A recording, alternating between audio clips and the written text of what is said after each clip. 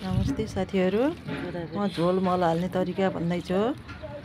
हजुरहरूले झोल मल हाल्नुभयो भने प्लान्टहरू एकदम राम्रो हुन्छ।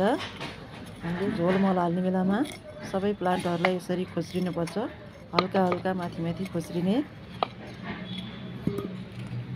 मजाले माटोलाई सबै चलाउने। अनि मैले बनाइराखेको भिजाइराखेको 3 दिन अगाडिदेखिको पिना म मिसाउँदैछु। यसलाई पानीमा मिसाएर मजासित घोल्नुपर्छ, चलाउनुपर्छ र बाक्लो पार्नु हुँदैन। यसलाई पातलो पार्नुपर्छ। बाक्लो पार्यो भने बिरुवा मर्ने सम्भावना हुन्छ। मैले अगाडि खोस्रेर राखेका प्लान्टहरू सबैमा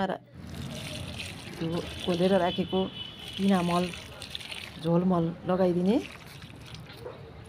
यसरी लगाउँदाखेरि प्लान्टहरू एकदम हेल्दी हुन्छ। प्लान्टहरू एकदम राम्रो हुन्छ। हजुरहरूले अरू भिडियोहरू हेर्नका लागि पनि प्लिज सब्सक्राइब चाहिँ गरिदिनु होला है। प्लान्टहरू एकदम हेल्दी छ, एकदम राम्रो छ।